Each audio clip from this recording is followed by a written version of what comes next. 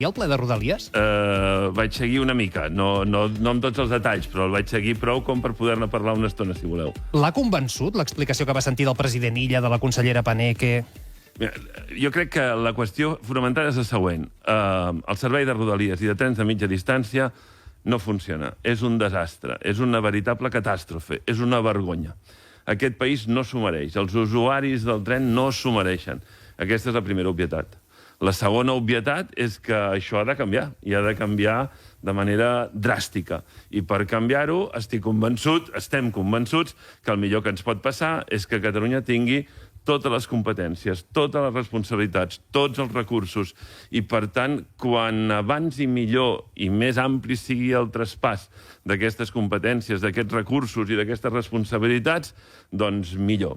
Tot el temps que es trigui, tot el temps que triguin a complir amb aquest traspàs, doncs és temps perdut, mal guanyat, mal servei i maltractar en els treballadors, en els estudiants o en els pacients que utilitzen el tren per anar als seus llocs de feina, als seus llocs d'estudi o en les seves visites hospitalàries, per posar un exemple. Venim d'anys, de dècades, de desinversió, és a dir, no s'està invertint allò. Venim de mig segle en el qual els governs espanyols no han construït ni un quilòmetre de tren convencional a Catalunya, durant 50 anys.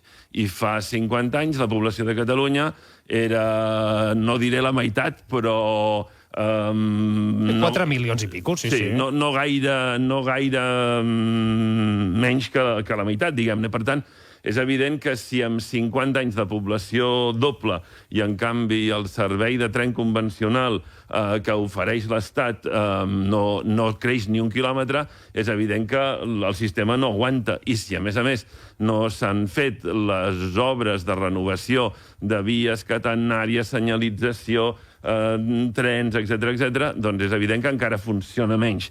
Per això fa molt de temps que nosaltres batallem per aquest traspàs, per això nosaltres fa molt de temps que batallem també perquè hi hagin tots els recursos que calen per revertir aquesta situació.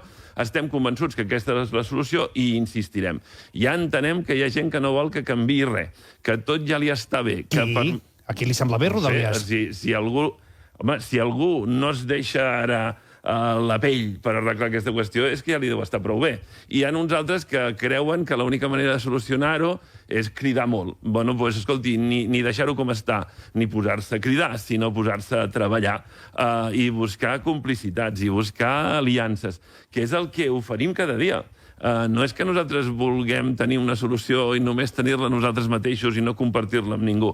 Nosaltres voldríem compartir aquesta solució, que estem convençuts que és la bona, la voldríem compartir amb el govern de Catalunya, amb els principals partits que estan en el Parlament de Catalunya, i sobretot també la voldríem compartir amb la societat, la voldríem compartir amb els sindicats, amb els empresaris, amb les universitats, etc., perquè tots ells pateixen aquest mal funcionament, aquest funcionament vergonyós i indigne que maltracta els usuaris dels trens. El que passa que vostè ho sap, un traspàs per ell mateix no arregla el problema, caldrà que les inversions que s'estan fent s'acabin executant, que les que han de venir els propers anys també arribin, que els trens es renovin, que hi hagi millors infraestructures, si no, una gestió des de Catalunya no resol, màgicament.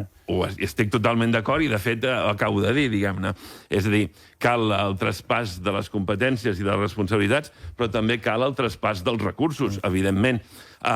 Si porten 50 anys els governs espanyols, els uns i els altres i els de més enllà, sense construir ni un tren, ni un quilòmetre de tren convencional, és evident que manquen inversions. I si en els últims anys hi ha 4.500 milions que estaven pressupostats que no s'han invertit, vol dir que falten 4.500 milions. Per tant, els governs espanyols haurien de resoldre aquesta qüestió. És evident que si no hi ha inversió és impossible de corregir. Per això nosaltres reclamem no només les competències, no només la responsabilitat, que la volem tota, sinó que el que reclamem també són els recursos necessaris per revertir aquesta situació que és profundament injusta. I en lloc de fotre's els plats pel cap els uns als altres, el que haurien de procurar és treballar tots plegats, que això és el que nosaltres oferim a tothom i que ens agradaria que, almenys en aquesta ocasió, almenys en aquesta, tant de bo en moltes altres preferissin posar-se a treballar al nostre costat que continuar tirant-se els plats pel cap. Vostè a finals del 22, també al final del 23, pacten uns mecanismes amb el govern de Pedro Sánchez per garantir aquestes inversions, perquè aquest cop sí que s'executin. Sabem que el 23 l'execució va seguir sent baixíssima. No sé si com a mínim el 24 han aconseguit que s'inverteixi allò que està pressupostat. La inversió continua sent clarament insuficient. És a dir, no ha funcionat el mecanisme que van pactar. És evident que no funciona com nosaltres voldríem que funcionés i com el país necessita que funcioni. Renfe té un percentatge de compliment una mica superior, clarament insuficient, però sobretot Adif té un percentatge catastròfic de compliment. I, per tant, això s'ha de revertir.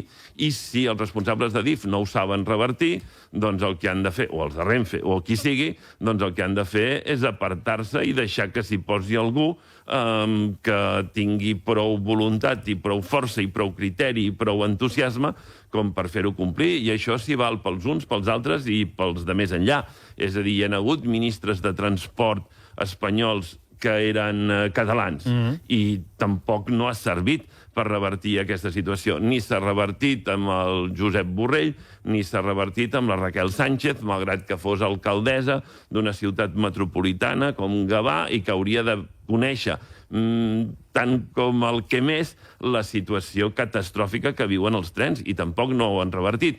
Ni ho han revertit el fet de que en els últims 14 anys, 11 anys, la responsabilitat a la Conselleria de Política Territorial l'hagi exercit la gent de Junts.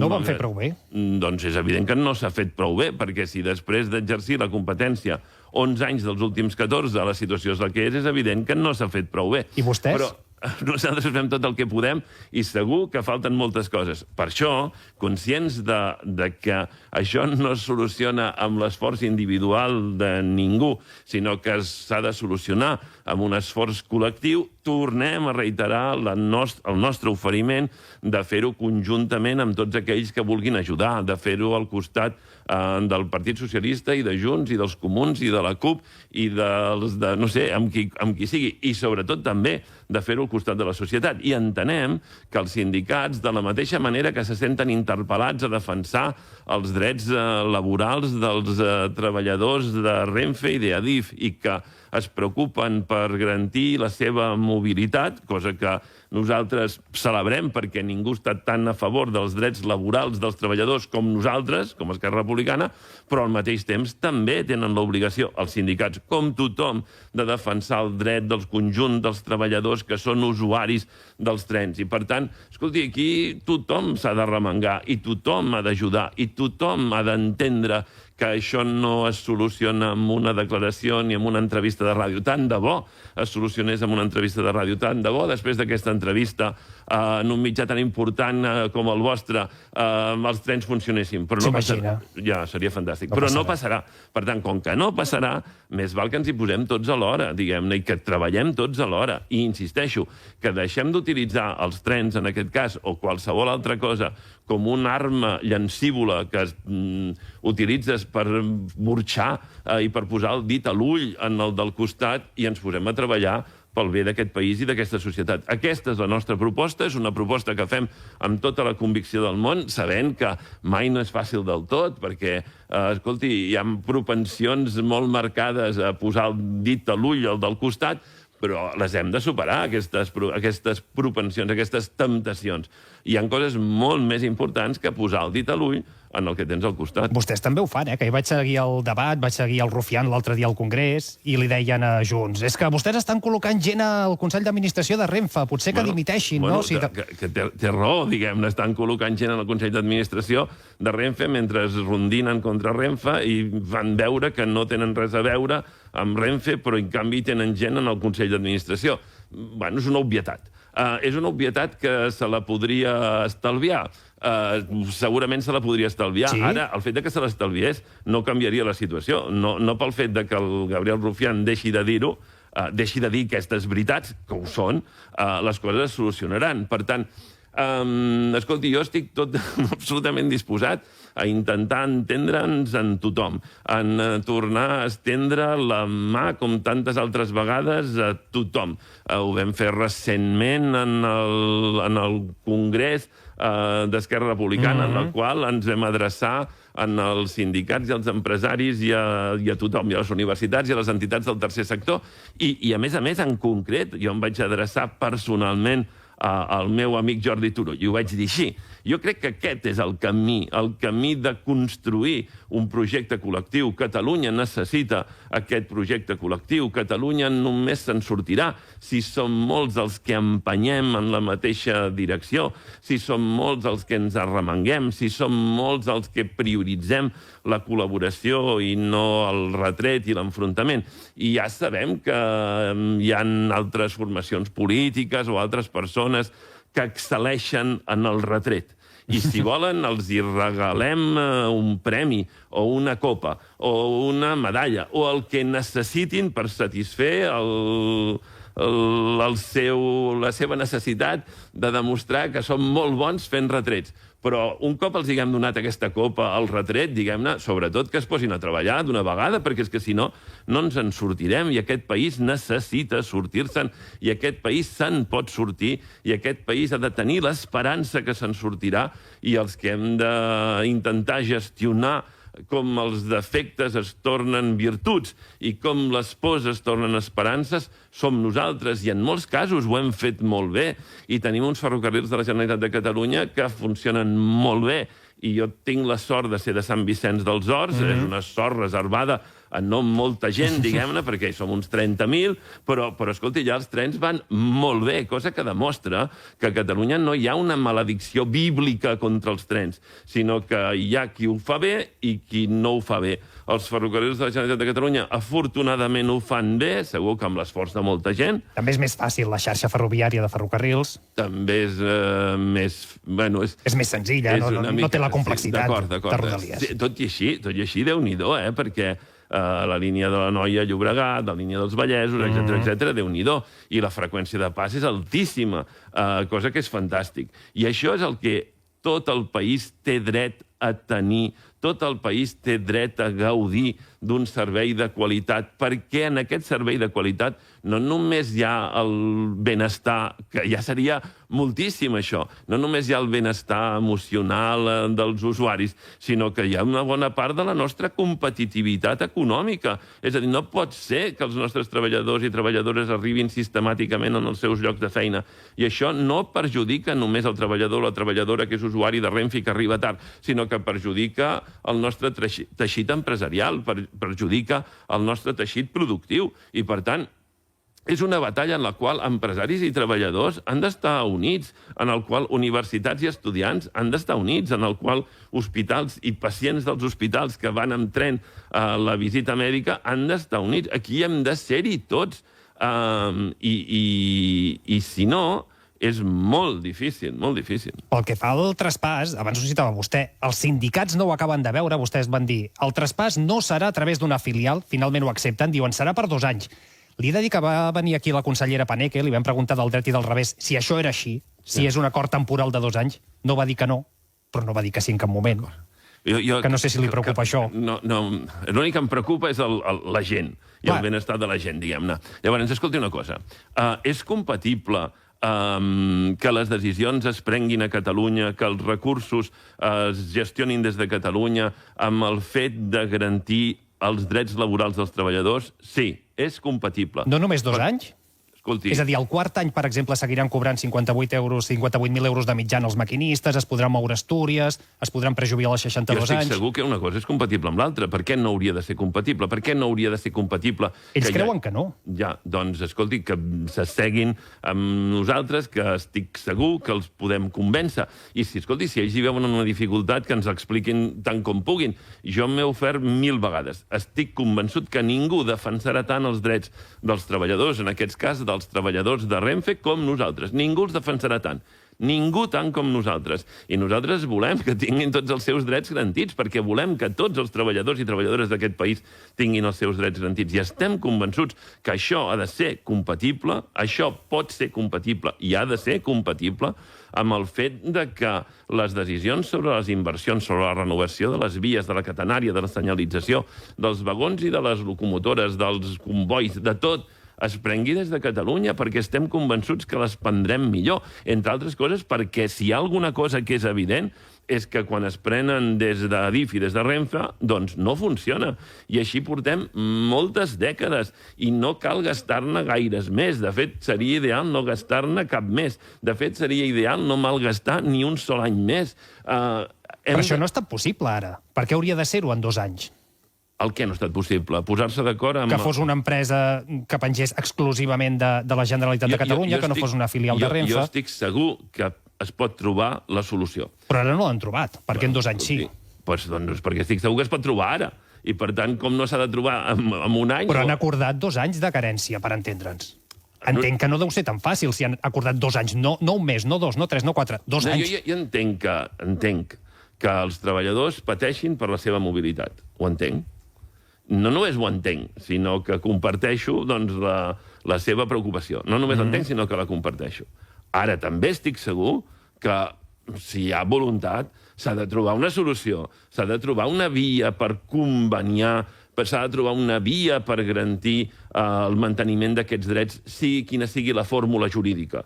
I, per tant, nosaltres el que convidem a tothom, especialment en el govern de Catalunya, perquè en aquest moment té aquesta responsabilitat, doncs és que trobi aquesta solució i que, si no la sap trobar, accepti les solucions que nosaltres li proposem. I nosaltres no volem barallar-nos ni amb el govern de Catalunya, ni amb els partits que estan a l'oposició, ni amb els sindicats, No, el que volem és trobar solucions. El que volem és proposar-los solucions. I estem convençuts que l'única solució és la que proposem nosaltres. És que no hi ha cap altra. Ningú ha posat cap altra solució sobre la taula. Potser rondinen molt, potser fan molt de soroll, potser criden molt, però ningú ha posat sobre la taula una solució alternativa a la que posem nosaltres, que és el traspàs d'aquestes competències, d'aquestes responsabilitats i d'aquests recursos, i deixar aquestes decisions en mans, en aquest cas, del govern de Catalunya. I fixi's, si som generosos, que, escolti, estem disposats a que ho faci el govern de Catalunya, encara que nosaltres no estiguem al govern, però és que nosaltres volem que això se solucioni. Si no hi ha una altra proposta alternativa, escolta, que s'agafin a la nostra i que deixin de posar excuses. Però ara la seva és la filial. És el que han acordat amb els socialistes. Escolti, pot haver-hi una filial temporal del no sé què, però també és veritat que això és perfectament combinable amb una empresa que tingui majoria en el seu Consell d'Administració a Catalunya. És combinable amb una empresa que prengui les seves decisions fonamentalment des de Catalunya. És combinable amb el fet de que els recursos estiguin a Catalunya en lloc de que desapareguin del nostre país i no tornin tal com estan compromesos a tornar, perquè resulta que ni Renfe ni sobretot Adif no compleixen els seus compromisos d'inversió. Per tant, a mi em preocupa relativament poc la fórmula concreta dels propers 2 mesos i 25 dies. Entengui que això no és la preocupació, la fórmula concreta de les properes 3 setmanes. El que és rellevant és com solucionem aquest problema. I aquest problema només es soluciona amb la proposta que fem nosaltres. I si algú té una proposta alternativa, que la posi sobre la taula. Si algú té una proposta alternativa i porta 40 anys amagant-la, doncs que deixi d'amagar-la. I si no tenen una proposta alternativa, doncs, escolta, que ens ajudin a implementar la nostra. Més acords que han signat vostès amb els socialistes. El Partit dels Socialistes i Esquerra de Catalunya es comprometen a impulsar en el primer ple del Parlament posterior a la Constitució del Govern de la Generalitat una Convenció Nacional per la Resolució del Conflicte Polític. Això ja anem fora de termini. El seu Congrés han aprovat tornar a reactivar aquesta petició. Tenen data ja per registrar al Parlament aquesta petició? Aquesta petició té sentit si tothom es posa a treballar en la mateixa direcció. Què vol dir això? Per tant, doncs que perquè funcioni una solució política per a Catalunya cal no només un acord entre Esquerra Republicana i un altre partit, cal un acord entre Esquerra Republicana i uns quants partits més. I que Junts, la CUP, Comuns, tots aquests s'hi sumin. Tots els que siguin possibles. Aliança? No, home, no, això segur que no. Però és evident que o aquí ens hi posem tots una altra vegada o si no, no hi ha solució. És que tornem al cap del carrer. És que és més important Catalunya que no la bralla i el retret. De què serveix tot el dia anar posant el dit a l'ull al del costat, fotre-li els plats pel cap, si el que hem de resoldre són qüestions tan importants com la qüestió dels trens o com la qüestió nacional de Catalunya, la qüestió democràtica, com es resol democràticament aquest pleit, aquest conflicte polític que hi ha plantejat entre Catalunya i Espanya. Doncs, escolti, aquí hi hauria de remar tothom, hi hauria d'ajudar tothom. Per tant, tornem-ho a fer, tornem a aprofitar els micròfons de la cadena SER a Catalunya per asseure'ns a parlar amb tothom. I jo què sé, convidi'ns aquí en els altres partits polítics i asseiem-nos. Jo encantat de la vida. Es poden reunir aquí, si volen. També. És molt gran el Toreski. Sí que és gran, sí. Està desaprofitat, això. Sí, s'està bé. Home, aquí en aquestes grades que té, hi cabrien uns quants responsables d'aquests... Podríem fer una bona sessió de treball.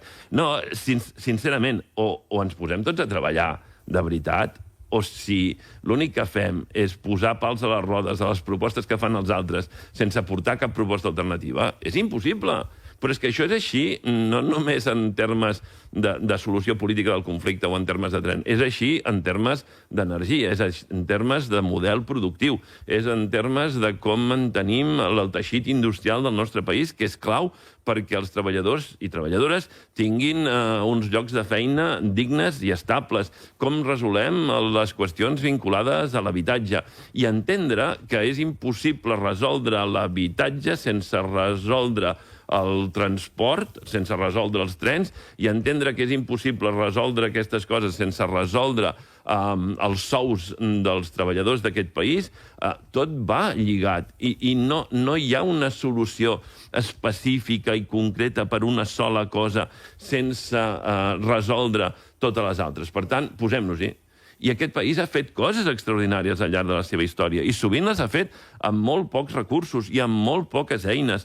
I, per tant, escolti, posem-nos-hi, posem-hi tota la voluntat i tot l'entusiasme i totes les ganes, perquè a vegades, amb voluntat, entusiasme i ganes, es troben solucions. Potser amb voluntat, entusiasme i ganes no es soluciona tot, però contribueix a trobar les solucions necessàries. A vegades calen diners, en aquest sentit, vostès han pactat amb els... Gairebé sempre. Acaben de pactar amb els socialistes una rebaixa de l'IRPF a les rendes de menys de 33.000 euros, entre altres mesures fiscals. A canvi d'això, vostès aproven un primer paquet perquè puguin gastar més, uns 2.200 milions. El govern diu, hem d'arribar a 4.000. Què ha de passar perquè vostès votin la segona, la de 1.800? Primer, no està clar que hagi de ser una segona. Potser no hi haurà mai una segona. Què vol dir? Doncs que potser no hi haurà mai una segona, sí. El govern vol que així sigui. Bueno, el govern, i potser vostè també, però no necessàriament vol dir que hi sigui. Una altra qüestió. Ningú ha dit que hagi de ser una segona, potser ha de ser una segona i una tercera.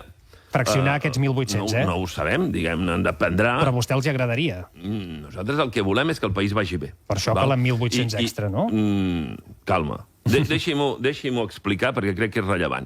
És a dir, per igualar el nivell de despesa i d'inversió de l'any anterior, de l'exercici anterior, calen uns 2.000 milions més, d'acord? Nosaltres volem que el govern de Catalunya pugui igualar el nivell de despesa i d'inversió de l'any anterior? Sí, ho volem. Per què ho volem? Perquè això és el que garanteix el bon funcionament d'una part substancial dels nostres serveis públics en forma d'escoles, d'instituts, d'universitats, d'hospitals, de centres d'assistència primària, de serveis socials, d'inversió en infraestructures, etc. I nosaltres volem que tot això vagi molt bé. I és evident que anirà millor si hi ha els mateixos recursos que hi havia l'any passat que no si hi ha 2.000 milions menys. Per tant, nosaltres estem disposats a posar-nos a treballar, no perquè vulguem un acord amb el Partit Socialista, sinó perquè volem que a Catalunya li vagi bé. Volem que els hi vagi bé als mestres i al personal mèdic i al personal d'infermeria, i als bombers, i als Mossos d'Esquadra, i als obrers industrials i als pagesos. I, per tant, volem que hi hagin aquests recursos.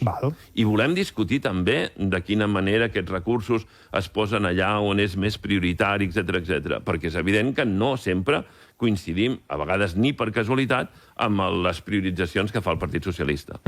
Després d'això, pot haver-hi un debat sobre com es compensa la inflació. Els preus han pujat, els sous han pujat, no sempre tant com caldria, però això comporta un augment de la despesa per part del govern. Doncs, bueno, perquè pugen els sous dels treballadors públics o perquè, etc. Bueno, podem parlar d'això. I nosaltres estem disposats a parlar d'aquestes coses, clar que sí. Però aquesta partida no són 2.000 milions més, és bastant menys de 2.000 milions més.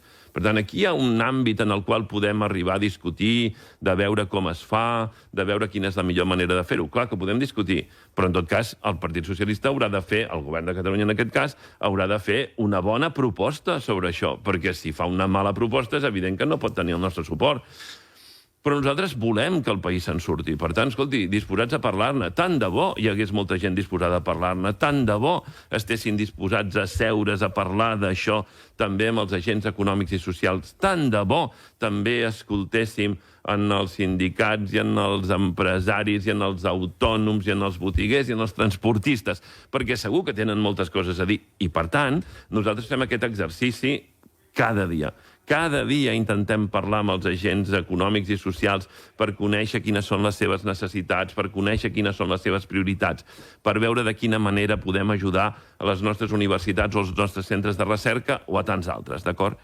I després, tot el que vagi més enllà d'això, és evident que també caldrà discutir-ho. I aquí ja no es tractarà ni d'igualar el sostre de despesa i d'inversió de l'any anterior, ni tan sols es tractarà d'intentar igualar els efectes de la inflació, dels augments de preus, etc., sinó que es tractarà de marcar unes prioritats molt clares sobre on s'ha d'invertir, etc. I, per tant, segur que enteneu que això és tan important que mereix que hi dediquem una mica d'atenció i que el govern s'assegui a parlar i que no se li acudeixi en cap cas tirar pel dret i pensar que qualsevol proposta que faci serà una proposta que tindrà el suport necessari, perquè pot ser que no el tingui. Perfectament pot ser que no el tingui. Només el tindrà si és bo per Catalunya. Hi ha qüestions sensibles que també ha d'abordar amb el Partit Socialista a nivell estatal, m'atreviria a dir europeu, com l'augment en defensa. Té data per reunir-se amb Pedro Sánchez? No. Però estaria bé que es veiessin, no? Bueno, si vostè ho creu... No, dic, són dos líders que han de col·laborar en determinats projectes, encara que tinguin visions oposades de molts temes. Tenim visions oposades de molts temes, segur que sí. No tinc cap interès en fer una reunió en concret. El que tinc interès és en arribar a bons acords per Catalunya. Per tant, escolti, els hi regalo totes les reunions i totes les fotos, a qui les vulgui, perquè a mi l'únic que m'interessa és que hi hagin bons acords per Catalunya. I canviaré totes les reunions i totes les fotos del món per un bon acord per Catalunya. Sí?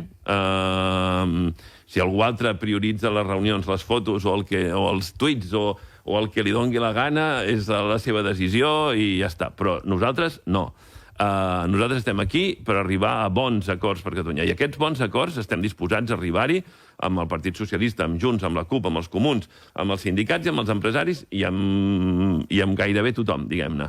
Sempre que siguin bons. Ja està. I aquesta és la nostra feina. Respecte al tema de la despesa militar, la nostra posició jo crec que es pot explicar molt bé. Provo de fer-ho. Clar. Molt bé. La Unió Europea, Europa, en el seu conjunt, gasta 4 vegades més que Rússia en armament. Per tant, no estem davant d'un problema de despesa. No estem davant d'un problema de que la despesa en armament sigui insuficient. Al contrari, és 4 vegades més que Rússia. L'OTAN no ho veu així. D'acord, però l'OTAN... I som socis de l'OTAN. Bueno, d'acord, l'OTAN ho veurà com li doni la gana veure-ho, però, en tot cas, el que nosaltres diem continua sent veritat. Europa gasta 4 vegades més que Rússia en armament. Per tant, no és un problema de la quantitat de recursos que es gasten en armament. No cal gastar 8 vegades més que Rússia per estar més segurs. Gastant 4 vegades més que Rússia hauria de ser més que suficient per estar més segurs. Recordi que Rússia té un producte interior brut que és inferior al d'Itàlia. I Itàlia és el tercer de la Unió Europea. Vol dir que per davant d'Itàlia hi ha Alemanya i França. Només comptant Alemanya, França i Itàlia, es multipliquen per 4 el producte interior brut de Rússia. Però vostè en això sumi-li després els productes interiors bruts, és igual, de qui sigui, d'Holanda, de Bèlgica, de Txèquia, de Dinamarca, de Suècia, de Finlàndia, és igual, de tots els altres. Però és evident que no hi ha color en termes de producte interior brut entre Europa i Rússia. Encara menys si en aquest paquet hi afegíssim el Regne Unit i alguns altres països que estan fora de la Unió Europea, però que formen part del paraigües defensiu que comparteixen la majoria de socis de la Unió Europea. Per tant, no és un problema de la quantitat de diners que es gasta en armament. I aquest argument de que calen més diners en armament, nosaltres no el volem comprar. Llavors sortim de l'OTAN? No cal sortir de l'OTAN. Però l'OTAN et diu, si vols seguir, m'has de gastar un 2%. Moment. L'OTAN que digui... Primer, qui és l'OTAN i qui de l'OTAN diu això? El senyor Roter, per exemple. D'acord, però no és el mateix el que diuen els Estats Units, que és un... És que diu un 4, Donald Trump ja. Ja. Però no és el mateix el que diu els Estats Units que el que diuen molts altres socis dintre de la NATO, dintre de l'OTAN, d'acord? I, per tant, d'entrada ja diuen coses diferents, etc. Encara que tots diguessin el mateix, el que jo acabo d'afirmar continua sent veritat. Sí. Continua sent veritat.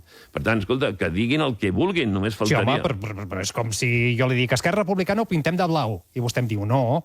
Ja. I jo li dic sí, ho pintem de blau, i vostè diu no, que és casa meva. Clar, d'acord. I em dirà, marxi vostè d'Esquerra Republicana, que és casa meva, si no li agrada. La comparació no em sembla del tot afortunada. No seria l'OTAN, Esquerra Republicana, estem d'acord. No li veig la gràcia en la comparació.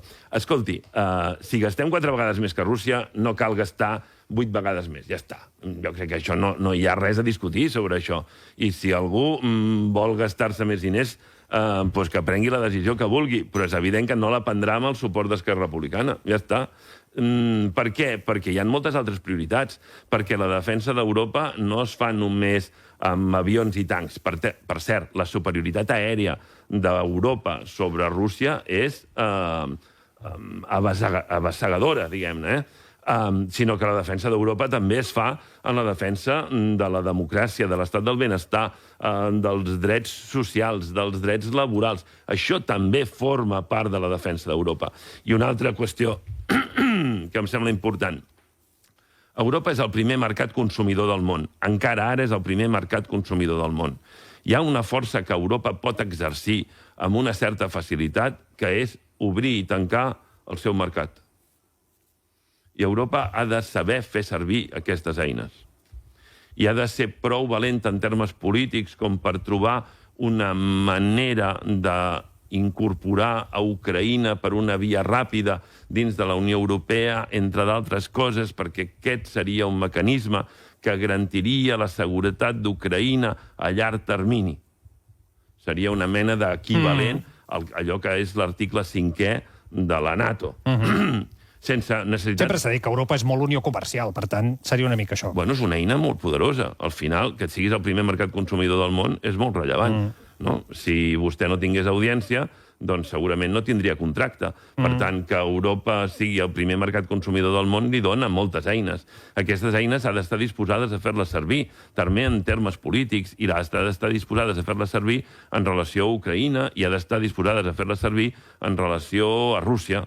I, per tant, hi ha molts altres. És a dir, quan els Estats Units repta simultàniament el Canadà, Mèxic, Europa, doncs el més natural seria que Europa, el Canadà i Mèxic s'ajudessin. Doncs això seria natural. Que pinta per aquí la cosa. I no crec que ningú es pugui sentir ofès per això. És a dir, que Europa tingui unes relacions més estretes amb Mèxic o el Canadà no crec que ofengui a ningú. Sí? Al contrari. Jo crec que és un bon instrument. I Europa ha de fer servir aquests instruments. És evident que pel Canadà i per Mèxic o per la Índia, per posar un exemple, és molt temptador tenir la millor relació comercial possible amb la Unió Europea. Bueno, doncs, si és temptador per ells, fem-ho servir nosaltres i fem-ho servir a favor nostre, a favor d'Europa, i fem-ho servir, sobretot, a favor d'aquells que haurien de ser els valors que caracteritzen Europa, que són la defensa de la democràcia, la defensa de l'estat del benestar i la defensa del dret internacional. Deixi'm saltar del Canadà, ara sí, al carrer Calàbria. Sé que li agraden poc els temes de partit, però clar, fa poc que s'ha celebrat el Congrés d'Esquerra Republicana. En principi havia de servir per tancar unes ferides que Déu-n'hi-do com ha anat aquest congrés, però vam veure com amb la presentació de l'informe de la Comissió de la Veritat, per exemple, el president aragonès es va sentir molest, va considerar que s'atacava companys de partit, no va anar fins i tot a la clausura en senyal de protesta. Vostè ho entén? Ho comparteix? Ha arribat a parlar amb el president? Jo el que entenc perfectament és que hem d'honorar la veritat. I no crec que ningú pugui discutir que cal honorar la veritat. I no crec que ningú pugui discutir, estic convençut que ningú discuteix, ningú discuteix que penjar cartells fent burla de la malaltia d'una persona està fora de lloc. I, per tant, ho hem de dir. Ningú aconseguirà que no ho diguem. És que ho hem de dir, està fora de lloc. I el que hem de garantir és que això no pugui tornar a passar. Penjar ninots fent burla d'una persona que està a la presó és una vergonya. És una vergonya. I això ho hem de poder dir. I això ho pensa el 99% de la militància d'Esquerra Republicana i el 99% de la població d'aquest país. Inclòs el president, segurament. Segur. Per això he dit que estic absolutament convençut que estaran d'acord amb això. Per tant, què hem de fer? Doncs explicar el que va passar per garantir que no pugui tornar a passar. Però és que això ningú aconseguirà que no ho fem, perquè és que és la nostra obligació, i és una obligació que és molt més important que una obligació política, és una obligació ètica, humana, de dignificació d'aquells que han patit un escarni que no mereixien. No el mereixien. El president Pasqual Maragall no mereixia aquest escarni. Ja està. Per tant, escolti, què farem nosaltres? Doncs el que hem fet, ens vam comprometre a explicar-ho davant de la militància del partit, perquè això així ens ho demanava la immensa majoria de la militància del partit, i intentarem garantir que això no pugui tornar a passar mai més. No es podia haver fet diferent? Perquè suposo que li sap greu que algú que havia estat tan proper a vostè com el president Aragonès o Marta Rovira se sentissin allò atacats. Escolti, jo els estimo tots molt, sempre intento ajudar tothom, sempre intento col·laborar amb tothom, sé que hi ha qui vol pensar que això ha sigut una cosa dificilíssima, però, escolti, jo estic encantat de la vida, m'ha permès anar a tot arreu, parlar amb tothom, crec que ha sigut un procés molt creatiu, molt intens des d'un punt de vista emocional, també en el millor sentit de l'expressió, i, per tant, escolti, jo reivindicaré sempre que les decisions es prenguin en termes democràtics i que les prengui, en aquest cas, la militància del partit, com en d'altres casos les ha de prendre el conjunt de la societat catalana. Però és que jo no li sé veure cap defecte ni en la democràcia, ni en la participació, ni el fet d'anar amunt i avall. Vaig tenir la sort d'en 3 mesos fer 13.000 quilòmetres per Catalunya i no se m'acudeixen gaires coses millors que viatjar pel país parlant amb la gent. Va veure el Rufián amb l'Évole? No el vaig veure, però això no és gaire noticiable perquè, en general, no tinc temps de veure gaires coses perquè també hi ha obligacions de caràcter familiar que són molt rellevants. Va dir que no hauria de ser el floquet de neu d'Esquerra Republicana, que hi ha gent que li diu si vol ser candidat a la presidència de la Generalitat, ell diu que no perquè vol que ho sigui vostè. Quin futur li veu? Jo què sé, el futur que la militància vulgui, no ho sé, i que ell mateix vulgui. Em sembla molt bé que digui que ell no vol ser el que cregui, no vol ser el floquet de neu, d'acord, esclar. I si en tinguéssim 244 tan bons com ell, doncs seria millor que tenir-ne 243. Doncs sí. Una obvietat. Ara tenim la sort de tenir molta gent molt preparada, doncs la nostra feina haurà de ser la de posar sempre els millors a tot arreu, i això qui ho decidirà?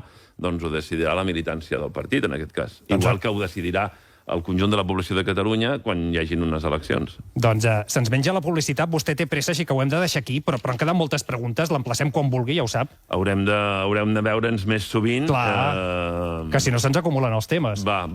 Doncs quedem aviat. A més, queda pendent la trobada aquesta amb dirigents d'altres partits per aprofitar les grades de l'estudi Toreschi. Mira, això es va intentar al Consell per la República, no va sortir bé.